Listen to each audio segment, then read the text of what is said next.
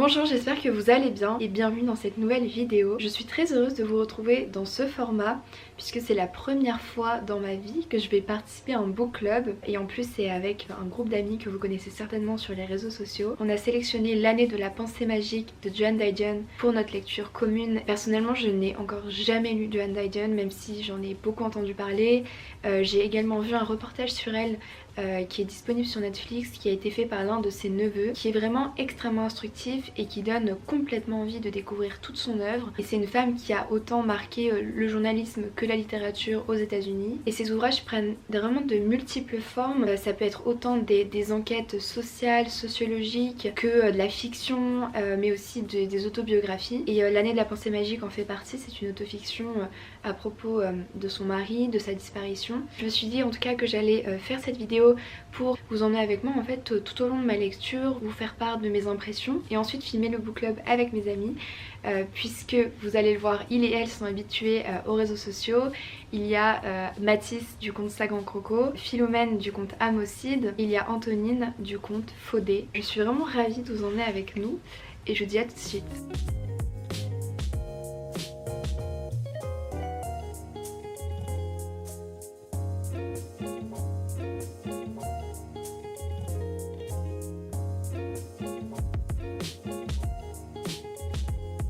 J'ai terminé ma lecture de l'année de la pensée magique, j'ai beaucoup de choses à vous dire. Je laisserai aussi la parole à mes amis du book club, mais je voulais avoir un petit temps seulement avec vous à la caméra. En premier, on sait tous que lorsqu'on voit qu'un roman a été très plébiscité et qu'on voit que c'est un petit peu la référence d'un auteur ou d'une autrice, on se dit en général qu'on ne pourra pas lire quelque chose de mieux de l'auteur ou de l'autrice, à moins qu'il y ait des atomes crochus sur d'autres références.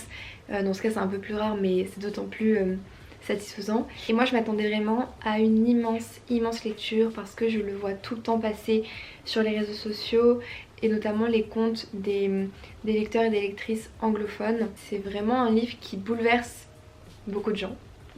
Et honnêtement, ce livre ne m'a pas du tout bouleversée. C'est pas du tout un mauvais roman. Mais en début de vidéo, je vous disais justement que j'avais visionné le documentaire de cette autrice et que j'avais envie de tout lire. Et là, je suis assez triste de vous dire que avec cette lecture, je sais que j'en lirai un autre ou deux peut-être. En tout cas pour me faire une idée de ce qu'elle a pu écrire en termes de new journalism et aussi peut-être sur sa fille plus particulièrement. Mais honnêtement, ça m'a un peu rebutée. Ce qui est vraiment trop dommage. Pour aborder plutôt les points positifs, elle parle donc de la mort de son mari avec qui elle a partagé vraiment quasiment l'entièreté de sa vie. J'ai beaucoup aimé la retranscription qu'elle fait du temps et ce temps là qui est en trois parties pour elle. Il y a le avant l'accident, il y a le pendant et il y a l'après. Et là dans ce roman j'aime beaucoup la façon dont elle a décortiqué ces trois instants. Et il y a aussi une phrase qui est la première et qui revient tout le temps. La vie change vite, la vie change dans l'instant, on s'apprête à dîner et la vie telle qu'on la connaît s'arrête. Cette phrase là, elle revient inlassablement tout au long du récit. Et ce qui est extraordinaire je trouve, c'est qu'elle ne perd jamais de sa force.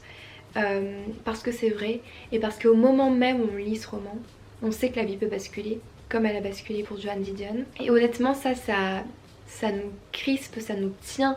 On voit très bien que la lucidité de ses pensées, elle est complètement différente en fonction du temps qui s'écoule, le temps qui est rapproché de l'accident. Elle ne voit plus que l'accident et c'est ce qu'elle se remémore sans cesse.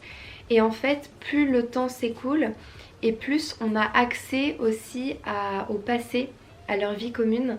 Et ça j'ai beaucoup aimé aussi la façon dont leur vie commune est retranscrite et surtout la place qu'occupe l'écriture dans leur relation. Là il y a des phrases aussi magnifiques sur la force de l'écriture, sur les conditions de l'écriture aussi, les conditions matérielles de l'écriture, ça j'ai beaucoup aimé. Plus on s'éloigne de l'accident et plus elle se remémore le passé. Et plus aussi elle accueille le présent d'une façon très différente. Et puis ce que j'ai beaucoup aimé, c'est aussi toute cette partie dans laquelle et ça c'est vrai dans nos vies, je pense, dans nos vies à tous.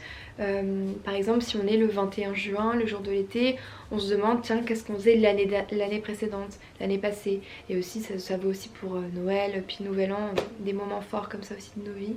pas forcément ces dates clés. Mais c'est vrai qu'on a tendance à se remémorer aussi avec qui on était, qu'est-ce qu'on faisait, qu'est-ce qu'on a ressenti, dans quel état d'esprit on était. Et c'est bien après l'accident qu'après elle se remémore tous ces jours qu'elle avait passé avec lui et que chaque date avait un passé sensoriel, mémoriel avec lui et que un an après sa disparition, eh bien ce temps écoulé sans lui n'avait plus de passé avec lui.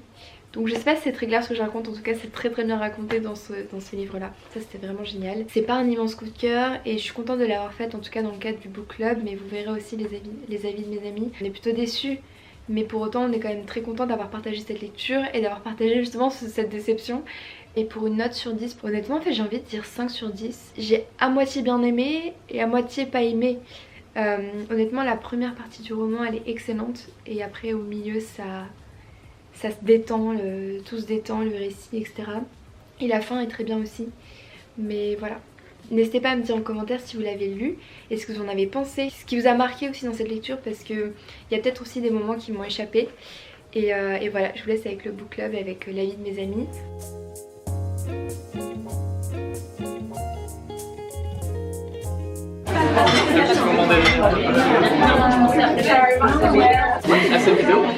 On voit qu'il a mannequin dans le plan.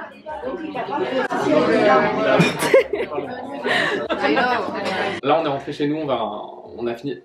Je recommence. Cut. Action. Là on est rentré chez nous, on a pu bien débrief au café et tout, c'était trop bien. Le roman, moi je donne mon avis, vous me direz genre ce que vous en pensez et tout, parce qu'on n'est pas d'accord sur tout. Moi j'ai bien aimé. J'ai bien aimé, j'ai trouvé ça quand même assez touchant. Le seul problème c'est que sur un roman qui est censé se concentrer sur la mort de son mari à elle, on parle en fait beaucoup du coma de sa fille, Quintana, qui a un nom qui nous a saoulés. Et très personnellement j'ai beaucoup aimé les passages descriptifs sur des détails de sa vie, qui sont des détails de sa vie avec lui, et que forcément elle a été amenée à remarquer une fois que il était parti et à cause de son absence. J'ai beaucoup aimé ces passages-là, il y avait des passages très touchants. Après, c'était pas du tout la lecture de mon année. Moi je suis d'accord qu'il y avait des passages très touchants. Après effectivement je trouve qu'il y a une froideur et un aspect un peu clinique qui m'ont sorti du truc à pas mal de reprises. Elle est très factuelle sur le truc, on peut pas trop relate, genre ce qu'elle a fait à 14h tel jour, à tel endroit spécifiquement. C'est des trucs qui font écho à rien dans mon imaginaire, c'est à dire que j'imagine pas, je visualise pas très bien la ville de Los Angeles. Elle est riche. My bad. Et elle est très riche, donc c'est des trucs qui sont un peu pas relatable, genre en mode faire des voyages à tout va et voilà. Mais c'est aussi genre une vague d'intellectuels des années 80, je trouve. Enfin, il y a un truc très. Voilà. Donc ça m'a pas mal sorti du truc et j'avoue que j'avais pas trop de points d'accroche émotionnels, sachant que j'attendais plus effectivement de cette analyse émotionnelle. Et elle s'y livre un tout petit peu par petites touches, mais en fait comme elle a cette démarche de dire genre je veux pas m'apitoyer, j'ai trouvé ça un peu artificiel parce que dans tous les cas faire ce livre c'est accepter de s'apitoyer un peu, enfin je veux dire c'est normal, ton mari est mort, enfin t'as le droit de t'apitoyer, ta fille est dans le coma, ta vie est dure, donc vas-y quoi, le truc de rejeter ça à tout prix, j'ai pas trop compris. Donc moi j'ai bien aimé, mais l'écriture m'a pas du tout transcendée, je m'attendais à bien mieux niveau plume. Et après j'ai trouvé ce livre assez intéressant parce que à mes yeux c'est vraiment genre un manuel de comment gérer le deuil. Et en faisant ce livre, en écrivant ce livre, elle essaye de trouver une solution pour gérer le deuil et du coup elle se pose vachement les questions de qu'est-ce que les gens qui ont réfléchi à ça ont dit sur le deuil, genre des penseurs, etc. Et qu'est-ce que les gens qui ont vécu le deuil en disent. Et elle parle aussi beaucoup de tous les gens qui sont morts plus ou moins autour d'elle tout le temps et du coup il y a un peu une vibe genre hécatombe qui est très lourde mais genre c'est intéressant. Vraiment pas la lecture de mon année. Vraiment, c'est pas la découverte qu'on espérait avoir, enfin la rencontre en tout cas qu'on espérait avoir. Et peut-être une question, quelle note vous lui donnerez pour donner un ordre d'idée un peu plus concret? Je crois que j'avais 17. Moi 6. Moi j'avais 17. Ouais. 7 c'est quand même beaucoup. Hein. Mais Oui, mais en fait je suis trop gentille avec les notes. Et votre passage préféré pour finir en mode qu'est-ce qui vous a le plus marqué quand même? Mon passage préféré. Ouais. C'est quand il y a vachement un truc où elle regarde vachement les affaires qu'il a laissées. Ah ouais. Et il y a Non. Ah, ok. C'est pas celui que t'avais dit. Okay. Mon passage préféré, c'est quand elle feuillette le dictionnaire que son mari a laissé et en fait elle perd la page et du coup elle devient un peu folle en mode je sais plus quelle page il avait lu en dernier. Et j'ai trouvé ça trop poétique et émouvant. Moi dans la même veine, c'est quand elle Donc elle doit jeter certaines de ses affaires. Et elle décide de le faire et elle a pas trop de mal à jeter ses habits, etc. Mais pour les chaussures, elle se stoppe et en fait elle se dit mais je veux pas jeter ses chaussures parce que s'il revient, il pourra pas revenir et s'il a pas de chaussures quoi. Parce qu'elle justement elle développe ce truc de pendant toute une année elle a ce déni intérieur de il est pas mort, il va revenir quoi. Et j'ai trouvé que c'était une bonne incarnation de ça, c'était réussi de l'incarner comme ça. Et justement, par rapport à ce que tu disais tout à l'heure, qu'il y avait beaucoup de passages qui manquaient d'interprétation visuelle dans nos lectures. Moi, personnellement, cette scène-là, elle m'a fait penser au tableau de Van Gogh, tu sais, quand il peint les bottes sur du parquet, et que c'est magnifique. Pourquoi tu rigoles? Mais je crois que Philomène aussi, elle a pensé à ça. Moi, je trouvais que c'était visuel, autant que c'était touchant. J'ai pensé à la cover de Bigfoot avec... Le Oli. Non, de Bigfoot, avec la grande trace de patte et l'escarpin planté dans le sable. Pour Megan des stagiaires. Et toi, Mathis? Je pense que c'est un peu la page au sein de laquelle elle décrit un peu leur conception du mariage, où le commun des mortels a une conception en mode le mariage c'est pour le meilleur et le pire et pas pour le déjeuner, dans le sens où il faut quand même garder un espace pour soi, etc.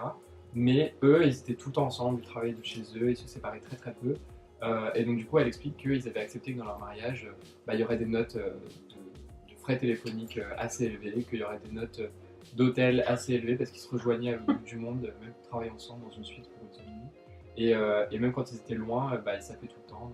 Donc, ça faisait partie du contrat. Ouais. Bah trop cool, merci pour vos avis. Et merci Yann. Voilà, c'est la fin de ce premier book club pour moi. J'espère sincèrement que la vidéo vous a plu et je vous dis à bientôt pour un nouveau book club et pour de nouvelles vidéos sur ma chaîne.